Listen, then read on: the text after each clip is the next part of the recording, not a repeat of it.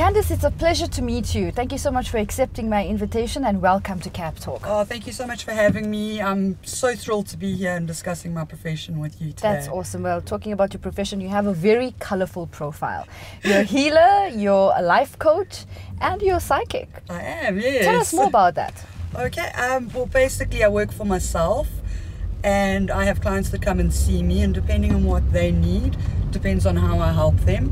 Most often people end up with me to come for a reading.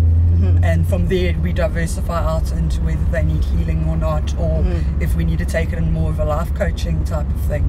Okay, so I'm very familiar with the services that's offered from a life coach. Okay. And I have a basic understanding of what it means to be a healer, but I'm totally fascinated and intrigued by the psychic side. You talked about a reading. Just take us through that process. Tell us more about the readings that you do as a psychic. Okay.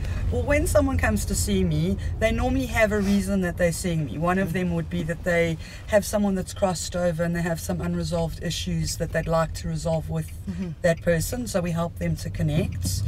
Another reason would be that they're at a crossroads within their life and they don't know where they want to go. And so for me, I give them advice where I can see, if you take this path, this is where you're going to land up. If you take that path, that's where you're going to land up. So it's kind of like making an informed decision. You know, like if you were buying a business, you would want to look at the books before you buy it and know everything about the company. It's the same thing with what I do, is I help people to see the big picture so that they can make a decision that will make their life much better. A lot of people that don't really understand your profession and make light of it don't really understand how serious it is, the work that you do. Because from what you just told me, I gather that people come to you out in desperation looking for answers because they can't find it within themselves. Yes. I think they sometimes get so bogged down by everything that's happening that they kind of need someone who's not at all associated to them to go, okay, let's just calm down, let's rationally look at this. This is how things could play out. If you take that route, this is how they could play out if you take that route, and then they make their own decision. Please remember, I don't make the decision for anyone. It's not my life. They need to make the decision for themselves. So you assist and you coach, but you're also giving them an ear. You're giving them a safe space to talk about their problems, and that's also kind of healing as a way, in a way. People speaking about their problems is hugely healing. A lot of my clients, I actually ask them questions, and I think they sometimes think, well, hey, you're the psychic, you're supposed to know everything. We don't know everything. You know, we connect into someone's energy, but we don't need to know everything about someone.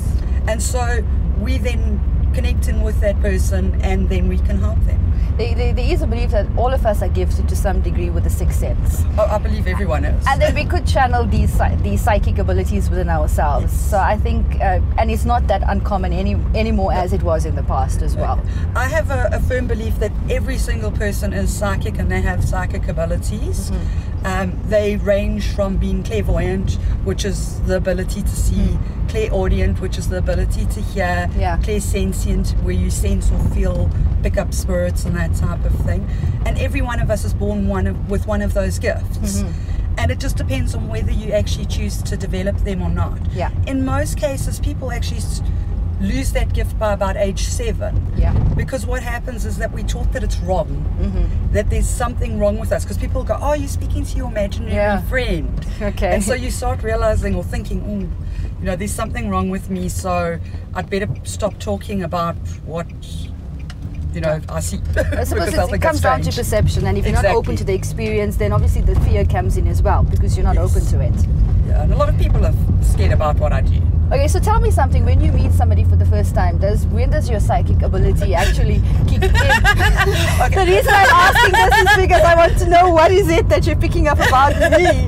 Okay, I'm not voyeuristic. I tend to block myself off from people unless they actually openly say, Cans, would you read me?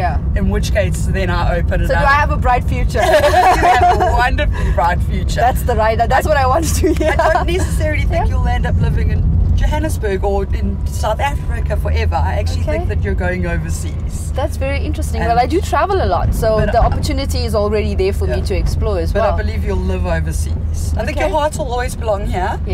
but you'll live overseas because there are better opportunities for you. Fantastic. Well, okay, then I will keep in touch with you and let you know how that's coming up. Oh, wonderful. Phone me from overseas. I will. I really look forward to doing a reading with you. That would be wonderful. And it was such a pleasure. Thank you again for your time. It was absolutely wonderful to meet you. Wonderful. Thank you.